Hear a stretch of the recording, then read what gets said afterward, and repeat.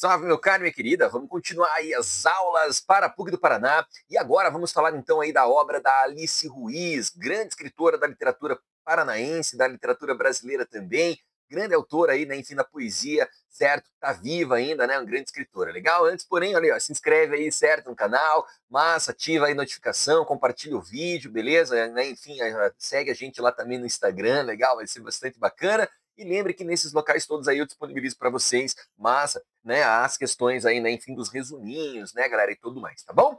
Então vamos lá, né? Vamos falar aí, certo, da obra agora da Alice Ruiz, para nós terminarmos então de conversarmos, né, galera, sobre a literatura, né, enfim, aí, né, da PUC do Paraná, legal? Bom, a Alice Ruiz, como eu disse agora a você, é uma escritora de poesia, certo? Diferentemente do Jamil Sneddon, que foi mais um romancista, um contista, um cara da prosa, né? O Dalton Trevisan também foi um cara da prosa, foi mais do conto também. A Alice Ruiz, ela é uma poeta. Para quem não lembra, não sabe também, a Alice Ruiz foi esposa do Paulo Leminski, galera, grande poeta aí também, né? Da literatura brasileira, da literatura paranaense e tal. Paulo Leminski foi talvez um dos mais importantes, né, poetas daquilo que ficou conhecido como literatura marginal, ali na década de 1970, né, e 80, beleza? Inclusive, as duas filhas, né, que Paulo Leminski teve, foram aí, né, com a Alice Ruiz, legal? Bom, galera, quem é a Alice Ruiz na fila do pão, então, né? Primeiramente, eu acho que é muito legal aí depois você assistir no YouTube, se você conseguir lá, né, enfim, dar uma olhadinha. Existe uma entrevista feita pela RPC, né, que é a Rede Paranaense de Comunicação, a Rede Globo aqui do Paraná, massa, na qual eles entrevistam a Alice Ruiz, certo? É muito legal, é muito bacana, ela vai contar ali muito sobre a literatura dela, sobre as influências, sobre os predicados aí, apanágios de seus textos, mas acima de tudo, meus queridões lindonas, ela, a Alice Ruiz, vai falar ali, né, sobre a relação que ela teve com o Paulo Leminski, a relação que ela teve com a literatura dele e a literatura dela, é bem interessante, legal?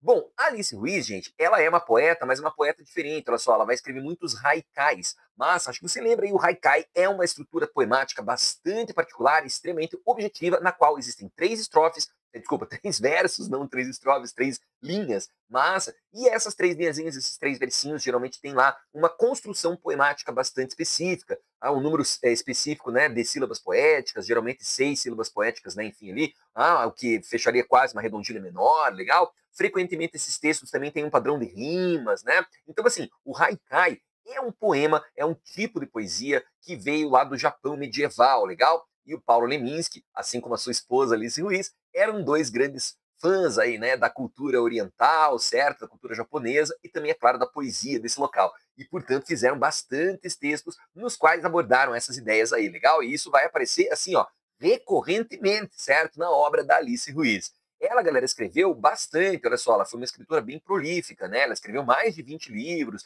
teve poemas aí traduzidos, né, internacionalmente. O livro do qual a gente vai falar hoje, inclusive, o livro 2 em 1, foi vencedor do prêmio Jabuti, o prêmio que é uma espécie de prêmio Nobel aí da literatura, claro, só no Brasil, né? Obviamente, um Oscar brasileiro para a literatura, e ela venceu esse prêmio em 2009, né? Então, assim, é um livro, gente, bem importante, né? Bastante relevante aí no cenário nacional, legal? Como eu disse a vocês antes, né, ela foi parceira aí do Paulo Leminski, então, indubitavelmente também, a gente vai ter uma influência bem grande do Paulo Leminski na literatura da Alice Ruiz, né? Vice-versa também, legal? A literatura da Alice Ruiz é uma literatura que vai dialogar bastante com os temas, formas, estruturas, escolhas, enfim, que o Leminski fazia, legal? E como eu disse a vocês antes também, ó, ela, né, teve dois filhos aí com o homem, né? Duas meninas, na realidade, legal? A Áurea, né, Leminski e a Estrela Leminski, essa última, inclusive, ela também é poeta, musicista, né, e tal, ela também está dentro desse universo artístico aí, legal?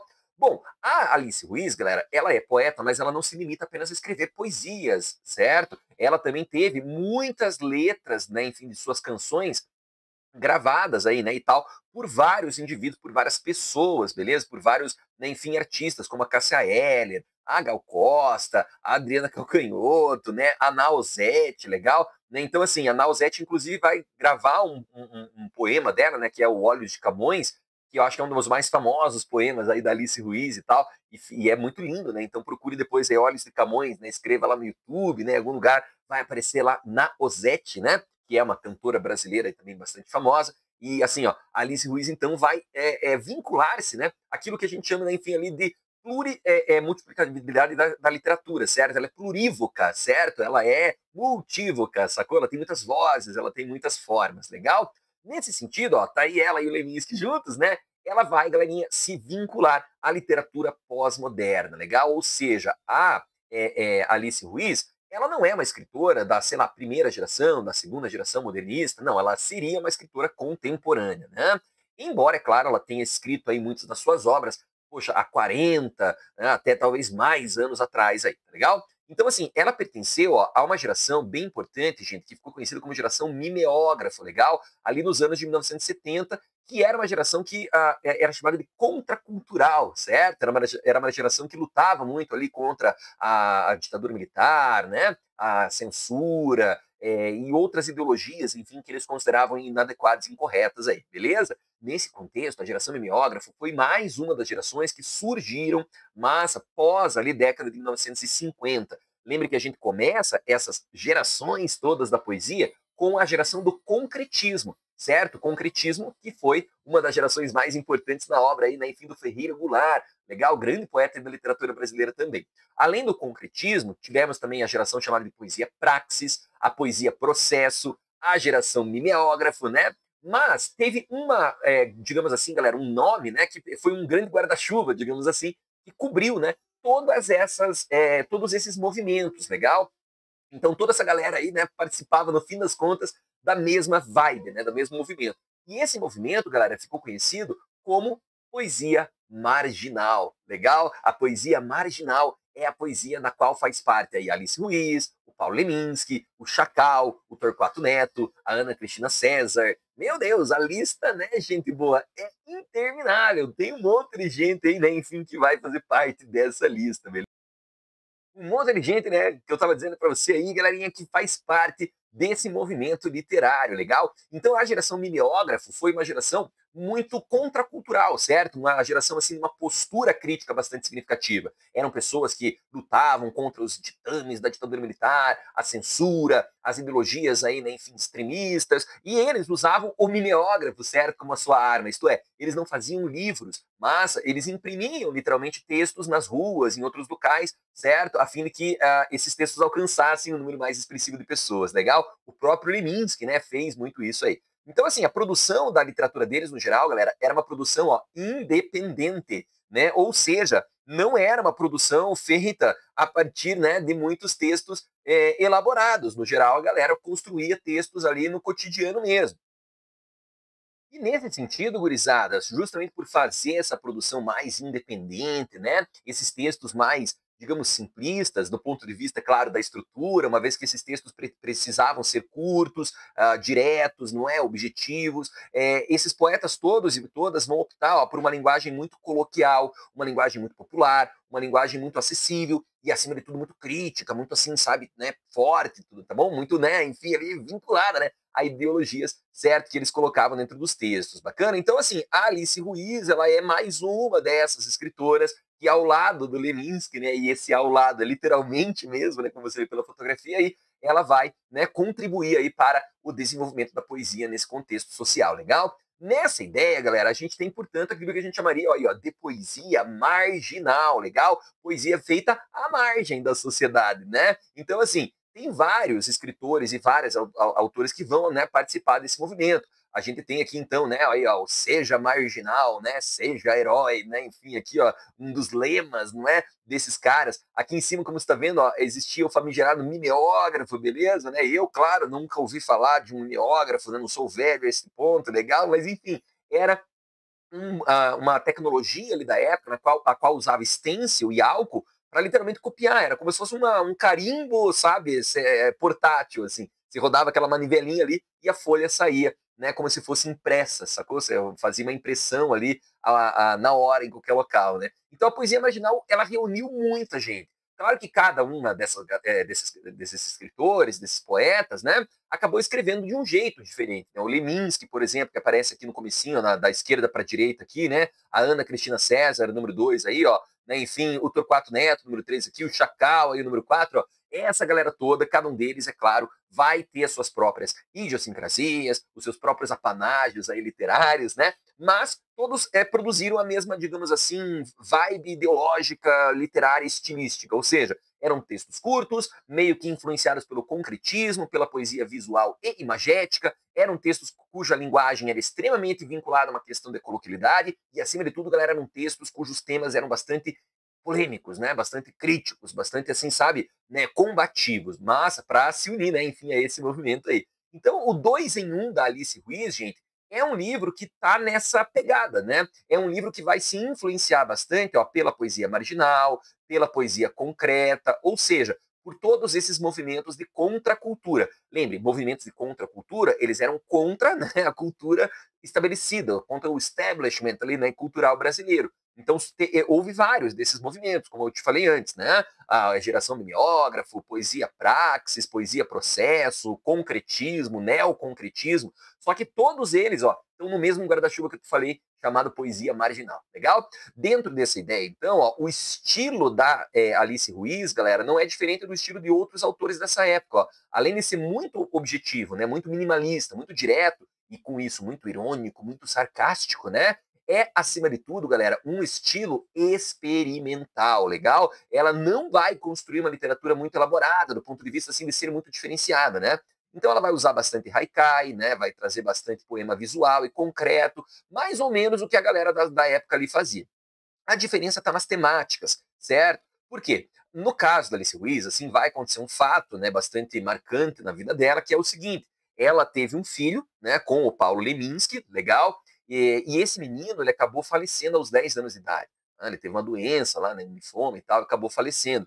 Então, assim, o luto, a dor da perda de um filho, né? A questão aí, pô, imagina só para uma mãe que ainda era, né, jovem e tal, isso tudo faz muito parte, sabe, da literatura dela, essa temática da dor, da ausência, certo? Né, isso é comum. Mas ela também fala muito sobre a mulher, sobre o feminismo, sobre o erotismo, a sensualidade. Lembra que a gente está ali na década de 70 e 80, que é uma época do mundo, né, no qual essa ideia de liberação sexual ela já está mais consolidada, certo? Sei lá, você tem lá nessa época, na década de 70, 80, assim, na música, a Madonna lá, por exemplo, né? Enfim, chocando o povo da época, né? Com as roupas que usava e tudo mais. Né? Então é mais ou menos essa mesma toada, sabe? Né? A poesia da Alice Ruiz, ela deseja, de certa maneira, dialogar um pouco com todos esses movimentos históricos que estão rolando no Brasil e no mundo naquela época, legal? E justamente por isso ela vai fazer muita crítica social, vai escrever de uma forma muito existencial, isto é, temas, né, muito grandiosos, filosóficos até, legal? E tudo isso, como eu te disse antes, marcado pela famigerada linguagem dela, né, que é bem coloquial, às vezes tem um certo humor assim mais ácido, né? Tem muitos jogos de palavras, trocadilhos, como faziam, enfim, os poetas, né, gente, lá dessa época, os poetas do concretismo, do neoconcretismo, beleza? Então, Dois em Um vai nesse sentido. Porém, gente, Dois em Um é uma antologia, certo? Isto é, não é um livro novo, certo? Não é um livro que ela lançou ali, assim, com poemas inéditos. Na realidade, é como se fosse um best-of, assim, sabe? Né? Aqueles álbuns antigos ali que pegavam o melhor, né, enfim, de uma determinada, né, música, uma determinada banda de rock, assim, certo? É mais ou menos o que acontece aqui com Alice Ruiz. A gente vai ter uma antologia, portanto, Dois em Um, ó, de poemas, certo? Que vão cobrir ali a década de 80, isto é, logo depois que essa tal dessa geração mimeógrafa, ela meio que acaba, sabe? Ela meio que termina, né? É logo na sequência, né, enfim, desse fato aí. E outra coisa importante é lembrar, galera, que esse livro ele tem uma estrutura invertida. Em Helder, como assim uma estrutura invertida? Então, você não começa a ler o livro digamos, da esquerda para a direita, como qualquer livro. Mas ele é meio que um mangá, assim, sabe? Você tem que ler o livro de trás para frente. Por quê? Porque essa daí, né? É a ideia, né? Enfim, na maneira dos haikais, na maneira oriental, né? Enfim, que ela, Alice Ruiz, tanto aprecia, né? Então, assim, tudo começa no poema Vice-Versos, legal, de 1988. É esse que está lá, enfim, ali no começo do livro, né? E termina em 79, até 79. Né? Então, tá vendo? 79, 88, quase 10 anos. Então, você começa lá, você abre o final do livro. Lá tá o que, Helder? Tá o livro mais, né, enfim, o último livro, né, na ordem cronológica. Então, não, lá tá o primeiro livro, né? Na ordem cronológica ela tá invertida, certo? Ela tá ao contrário. Então, para entender um pouco dos temas, né, compreender um pouco da estrutura do livro, é importante lembrar aí dessa estrutura invertida. Inclusive, essa estrutura invertida, também é um elemento, né, gurizada?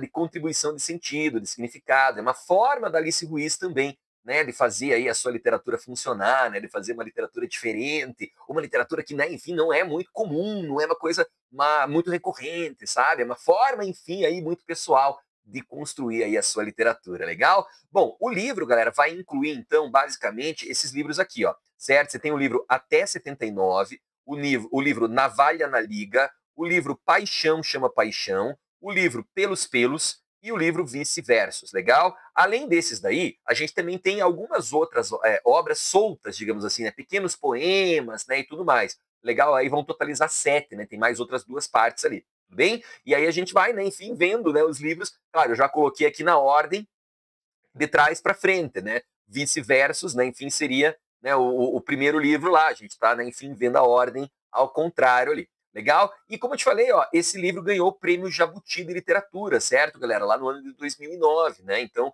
super importante lembrar também que esse é um livro muito premiado, né? É muito bem visto aí pela crítica literária brasileira. É um livro, assim, que tem uma qualidade, certo? Bastante grande aos olhos, é claro, dos críticos e tudo mais. Então, é claro, é um livro aí que, indubitavelmente, faz muito sentido, né? De estar presente dentro de uma lista de obras catalogadas como a da grandiosa PUC do Paraná, aí, né, que você vai não apenas fazer e ser aprovado e aprovado, eu tenho certeza. Legal? Bom, dentro dessa estrutura, você entendeu como é que o livro está organizado, você se ligou aí nas características da linguagem dela, você se entendeu aí, né, enfim, com o período do qual ela faz parte. Vamos falar então agora dos temas centrais do livro e, claro, das partes dele presentes. Legal? Lindama e lindona, falando aqui dos temas centrais presentes na obra da Alice Ruiz, a gente vai ter então aqui, ó, a temática da dor, do luto, da perda, da desesperança, da ausência, que convenhamos, mas está relacionado ao fato dela ter perdido o filho dela, o Miguel Ângelo Liminski, filho que ela teve aí, né, enfim, o primeiro filho dela com o Paulo Liminski, né?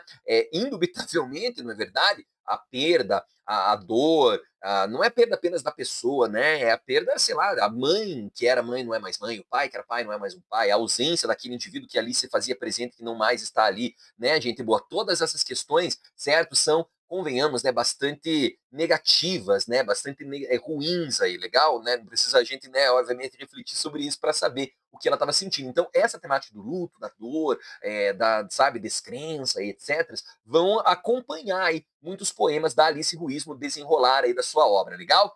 Outra temática, gente boa, é a temática do erotismo, da feminilidade. Lembre que isso aqui está muito associado ao contexto histórico da década de 1980, né, 1900 ali, e quase 90, que é uma década na qual essa questão da liberação né, sexual, ela já estava mais consolidada e ela vai apenas, digamos assim, assumir formas diferentes. Alice Ruiz, como quaisquer outras artistas dessa época, ela vai beber nessa fonte também, ela vai seguir esse fluxo aí de caminhos temáticos que estavam sendo abordados e trabalhados nessa época. Outra temática, galera, são relações amorosas, relações afetivas, não necessariamente entre casais, mas também entre irmãos, entre parentes, entre amigos, certo? Entre, enfim, né, pessoas no geral, legal? Não necessariamente relação amorosa, que é amor num sentido, sabe, carnal, né? Pode ser um amor fraternal também, pode ser um amor maternal, né? E assim por diante, né? Indubitavelmente ela vai falar muito sobre a contestação social, né, galera? Contestação de crítica política e tal. Até porque, lembra, o livro está sendo feito na época da redemocratização aí do Brasil,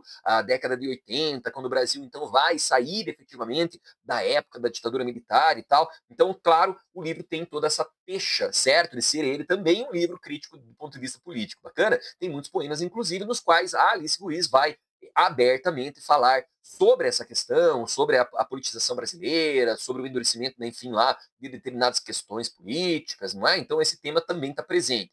Ela também vai trazer, sem dúvida nenhuma, muitas reflexões existenciais, né, galera? Muitas reflexões também, ó, espirituais, legal? Helder, como assim reflexões existenciais e espirituais, né? O que isso quer dizer? Galera, existencialmente falando, acho que não tem muito segredo, na verdade, a gente está aqui dentro do ambiente existencialístico, legal? Ela vai falar sobre a solidão, a falta, né, de esperança na vida, a falta de sentido para a existência, a questão da passagem, né, enfim, dos dias, da efemeridade da vida, sacou? Tudo isso está presente ainda na obra da Alice Ruiz, mas ela também está trazendo elementos espiritualizados. Cuidado que ela não está trazendo elementos espiritualizados no sentido do tronco judaico-cristão, sacou? Ela não é uma pessoa religiosa em demasia, mas ela é muito adepta, certo? Dessa cultura oriental, a cosmovisão oriental, sabe? Não é uma parada budista também, não me entenda mal. Mas, sacou a ideia? Vai ser muito mais vinculado, né, a esse tipo de visão de mundo, certo? Essa visão de mundo mais oriental, do ponto de vista espiritual. E claro, ela vai fazer tudo isso com humor, a leveza, que caracterizam aí, né, enfim, a poesia pós-moderna, quase sempre falando bastante do cotidiano, né, gurizada? Que é, convenhamos, né, velho, um dos temas mais comuns da literatura atual. Legal? Vamos começar então falando aqui do livro Navalha na Liga. Tudo junto, assim, ó, Navalha na Liga, certo? Né, então, olha só, navalha na liga, né? A navalha, uma coisa que arranha, que fere, que incomoda. Aparentemente, o título já tenta, de certa forma, destacar esse incômodo, né? Esse desconforto existencial. O tema central, é claro, é o luto pelo filho dela, certo? Ela vai, é claro, falar muito sobre isso, uma vez que estava muito recente ali ainda essa situação. Aqui em cima, na esquerda, você enxerga ali, né, enfim, o rosto do filho dela, lá, o Miguel Ângelo, e uma espécie de poesia que homenageia, vai, o filho dela. Ela diz ali, ó, para Miguel Ângelo Leninski, não era ainda pessoa, mas não era ainda pessoa e já sonhava, não é mais pessoa e ainda sonha.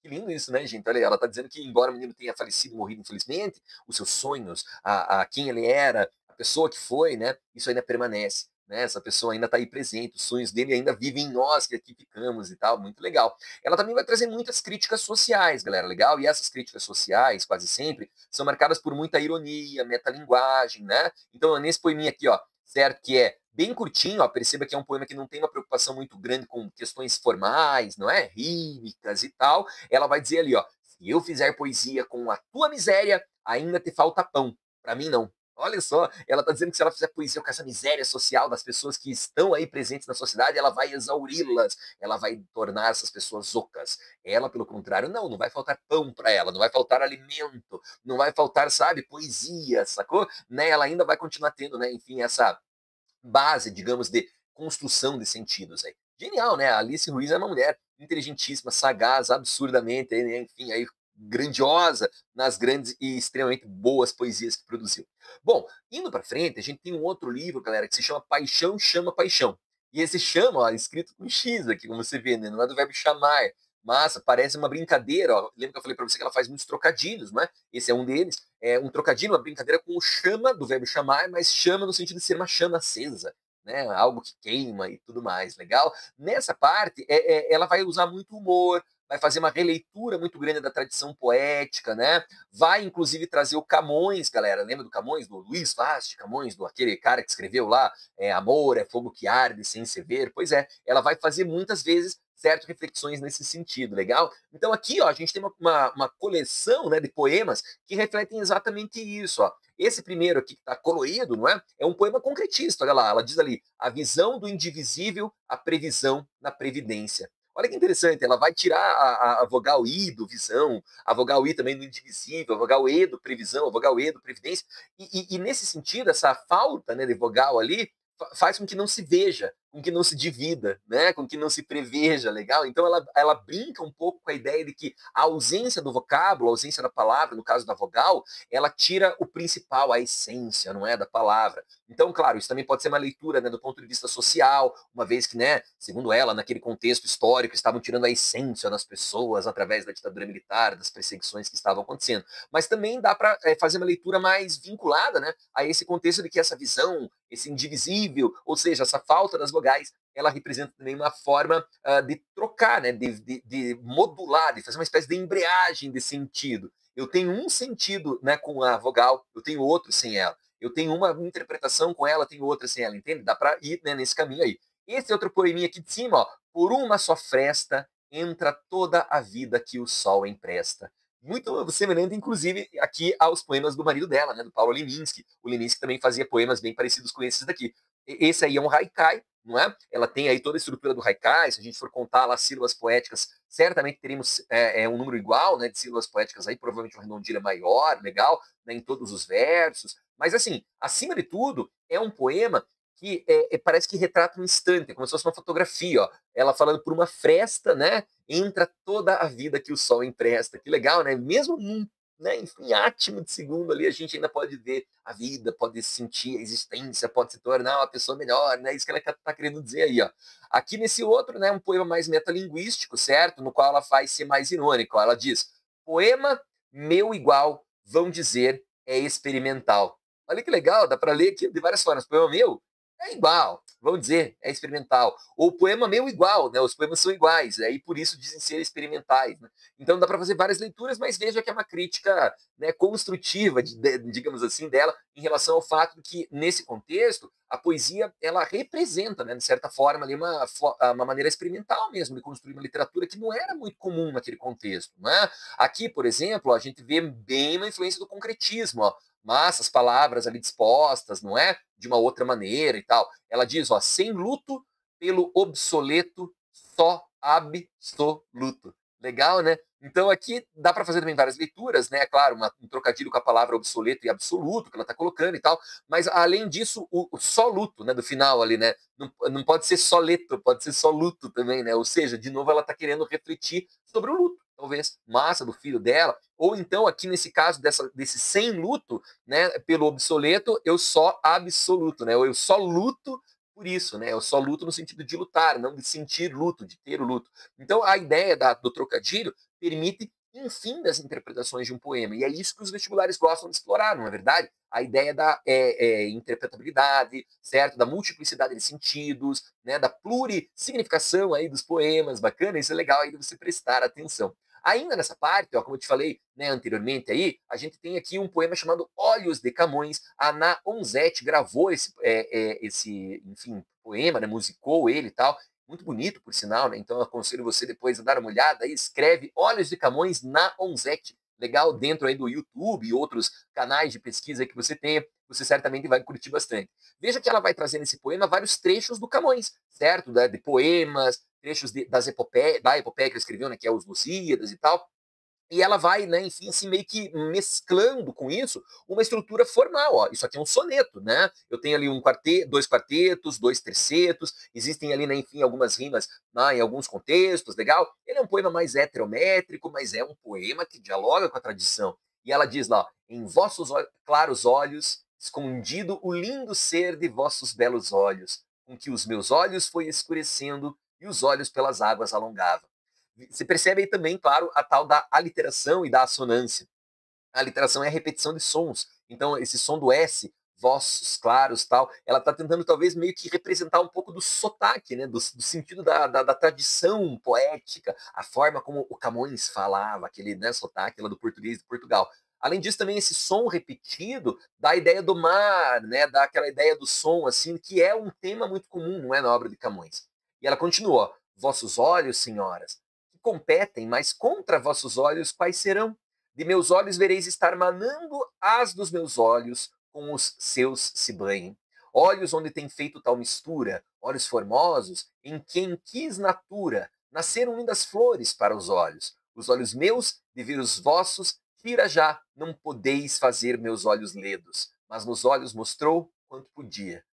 Cara, é muito bonito esse poema, né? Vamos e convenhamos. E é daquele tipo de poesia que, assim, não tem que ter um sentido, certo? Você não tem que construir um significado direto, específico. Claro, ele está falando da beleza do olhar, como diria o Machado de Assis, os olhos de cigano oblíquo e dissimulado, os olhos de ressaca da Capitu, não é verdade? Ou canta aí, né, em Vinícius de Moraes, né, a beleza dos olhos teus, né, e tal. É mais ou menos a ideia. O que ele quer, a poeta quer mostrar é que o Camões, né, tem um olhar crítico para a sociedade, ele consegue trazer, né, com esse seu olhar tão clínico, tão cirúrgico, tantas temáticas, tantas reflexões, e muito do que seria, segundo esse poema, a poesia atual, né, a poesia ocidental, se deve a como escreveu Camões aí. Muito legal, né? Então a Alice Ruiz ela não deixa ali, ó, de valorizar também, né, meus queridões lindonas, a parte da poesia mais tradicional, legal? Bom, na parte do livro Pelos Pelos, certo? Pelos Pelos, a gente tem muita temática do erotismo, tá? Nessa parte do livro. Então, pelo aqui pode ser o pelo do corpo mesmo, ou pelo numa espécie de preposição, sabe? Per mais o, né? Pelo caminho, né? Através do caminho, legal? A temática da maternidade vai estar presente também, né? A gente vai ter muitos haikais com, né, influência do Basho que era um grande poeta lá da dinastia, sei lá qual, mas do Japão medieval, baixou esse que foi muito influente para a literatura do Paulo Leminski e também da Alice Ruiz, galera. Então, olha só, ela vai trazer aqui vários poemas que acho que não precisa dizer qual é o tema que ela está trabalhando, quer ver? Ó? Se a gente pegar esse primeiro aqui do lado ó, e dar uma lidinha nele, ela fala o seguinte nesse poema aqui, ela fala assim, ó, lembra o tempo que você sentia e sentir era a forma mais sábia de saber e você nem sabia. Tá vendo que ela tá brincando um pouco, certo? Com a questão, né, do tempo, mas ao mesmo tempo, né, ela tá falando de uma outra coisa, né? O tempo que você sentia, e sentir era a forma mais sábia de saber o que você ainda nem sabia, né? Então você descobriu depois. Outro poema talvez um pouco mais explícito é esse que está aqui em amarelo embaixo aqui, ó, certo? Que diz o seguinte, ó, Boca da Noite é o título do poema. Aí dá para ler ali na calada grandes ou na calada em silêncio, né? Você pode fazer leituras diferentes. Mas vamos lá, ó. Na calada, em silêncio, grandes lábios se abrem em mim. Né? Então, acho que né, autoexplicativo aí o tema do poema, né? Vamos e convenhamos. Legal. Outro poeminha aqui também, certo? Um pouquinho maior, né? Um poeminha aqui, ó, né, que ela começa com uma palavrinha saudade, e ela vai mostrar aqui também toda essa temática mais erótica, não é? Mais sensual aí do corpo feminino. Ó, saudade de ver salinas, sentir de novo o cheiro do sol nas retinas, tocar você e ver você sentir o que tem de sal no meu gosto de menina. Novamente, né, gente, como eu disse a vocês, aí eu acho que os poemas são autoexplicativos aí, certo? Do ponto de vista da temática que possuem, são bastante educativos e surbalísticos, né? Mas, acima de tudo, são poemas que fazem uma reflexão, né, sobre essa ideia da abertura, né, sexual que estava rolando no Brasil lá naquela época, na verdade. Um tema que era um tabu ainda, um tema que ainda era muito pouco abordado, não é? Eu acho que hoje talvez a gente chegou num outro extremo, né? A gente tem a hipersexualização já, não é? Nessa época ainda era, sei lá, ousado, era, sabe, uma coisa meio contracultural, sacaram? Falar, né, do sexo. Hoje parece que isso se tornou uma coisa tão hipersexualizada que é até meio perigoso, não é, tocar no assunto. De qualquer maneira, essa é a grande temática desse livro aí, beleza? Temos também, galera, o livro Vice-Versos, Vice-Versos, perdão, legal? No qual ela vai basicamente falar, galera, sobre memória, tempo, ela vai voltar. É um livro que meio que mistura um pouco os temas anteriores, assim, né? Então, ó, poemas aí metalinguísticos, minimalistas, poemas massa que vão falar sobre o luto que ela tem ainda, né, sente ali sobre o filho que morreu, poemas mais eróticos, femininos, poemas mais existencialistas e filosóficos, no sentido, né, enfim, existencial mesmo do termo. Nossa, tem vários poemas nessa parte aí. Bom, esse primeiro aqui, ó, certo, né, enfim, não muito curto, mas também não muito longo, representa isso. Ela fala, ó, nesta vida, não vai dar para definir paixão. Tantas são de cada um a lida entre as idas e vindas do coração. Olha que lindo, cara, né? Então, assim, não dá para definir o negócio, né? Tantas são as paixões e tantas são as indas e vindas que acontecem, né? A fila anda tanto aí e tal. Legal, o coração ele ama tanto, né? Enfim, que é difícil defini-lo. Ah, e aí o outro poeminha aqui, ela fala sobre a passagem mesmo do tempo, as relações, né? Como eu te falei antes lá, afetivas, ó. Ela diz, tem os que passam, e tudo se passa com passos já passados. Tem os que partem, da pedra ao vidro, deixam tudo partido. E tem ainda bem os que deixam a vaga impressão de ter ficado. Nossa, esse aqui é, né, bem legal, de fato, não é verdade? Aqueles que, né, enfim, às vezes passam de maneira mais efêmera são os que mais deixam a impressão de ter ficado. E aqueles que mais ficam são aqueles que mais tudo deixam quebrado, né, como ela sugere. Genial, né? A poesia da nossa queridíssima Alice Ruiz, gurizada. Muito bem escrita, muito bem articulada. Ela que é, indubitavelmente, uma das mais importantes autoras aí da literatura paranaense, da poesia pós-moderna também. Ela é uma das vozes aí, ó, mais originais, legal, da poesia contemporânea. Vai trazer um lirismo feminino em quase todos os poemas, como a gente viu aqui agora, né? O haikai, galera, é um troço muito comum na literatura dela, então lembre bastante da estrutura do haikai, como ele está organizado, quais são os elementos que fazem parte dele, né? Lembre também que ela dialoga muito com a música, não é verdade? Ela vai ser uma letrista muito importante, né? E justamente por isso também ó, a questão da contracultura, do feminismo não deixam nunca de estar presentes na sua obra, né? E ela, claro, justamente por isso e por outros indubitáveis motivos aí, teve um grande reconhecimento, ainda tem, né, um grande reconhecimento enquanto poeta, enquanto artista, enquanto um mulherão, né, enfim, da porra que ela é, e sem dúvida nenhuma, legal? Bom, gente, como que o vestibular pode cobrar isso aí de você? Vamos dar uma olhada aqui então numa questão. Questãozinha então aqui, gente boa, sobre a Alice Ruiz, legal? Bom, nos vestibulares, quando se cobra poesia, é muito raro acontecer algo diverso do que eu vou falar para você agora, ou seja, algo diferente, certo? É muito mais comum você ter o quê? Um trecho de um poema e se pedir para você interpretar este trecho de alguma forma. Bacana? A PUC provavelmente, se cobrar Alice Ruiz, certamente trará, né, enfim, ali um trechinho do poema dela, não é? Trará alguma relação. Por outro lado, se não fizer isso, a outra cobrança que pode acontecer num vestibular, ainda mais esse da PUC, que está se aproximando aí para você, é a cobrança, galerinha, em relação a questões estruturais do livro, como ele está organizado, certo? Se ele é ou não uma antologia, aquela questão, lembra de ler o livro de trás para frente, tal qual o mangá, a influência oriental na literatura da Alice Ruiz, o presença dos haikais, né? Tudo isso também pode se fazer presente aí, tranquilo? Bom, aqui ele é bem simples, ele pergunta aqui, ó, qual é a reflexão que está dentro aí, né, enfim, desses versos, legal? Ou seja, o que eu posso interpretar, né? Nesse sentido, é muito menos uma questão de literatura, gente, muito mais uma questão de interpretação de textos. Bom, vamos dar uma olhadinha então no poema. Ela fala assim, ó, mesmo que eu morra dessa morte disforme, o esquecimento não lamento. Viver ou morrer é o de menos. A vida inteira pode ser qualquer momento. Legal, né? Lembra um pouco isso aqui, né? O desfecho do livro Viver é prejudicial à saúde, né, gente? Do Jamil Sned, ó. São poemas que dialogam, são poemas, desculpa, são obras que dialogam um pouco o poema, não é? E o desfecho lá, principalmente da novelinha que nós vemos aí, beleza? Muito bem, então. A reflexão presente nesses versos aponta para o quê? Ela fala na letra A que aponta para a aceitação da efemeridade da vida. Bom, ela fala isso, né? Viver ou morrer é o de menos, né? Isso aí é passageiro a vida mesmo, né? Mas a vida inteira pode ser, ó, a qualquer momento. Eu acho que a letra A tá ali, né? A letra B, religiosidade de fundo cristão. Não, a Alice Ruiz não é uma mulher religiosa na sua literatura, isso não vai estar aí presente, legal? Na C, ó, recusa do amor romântico. Mas assim, o poema não fala do amor, né? Ele fala de outras questões. Então, isso aqui na letra C é um distrator, né? São aqueles elementos que nem fazem parte do texto base. Sátira social irônica. Ela fez muita sátira social, né, gente? A Alice Ruiz. Mas esse poema não faz uma sátira social, logo a resposta também não pode ser essa. A afirmação do papel feminino.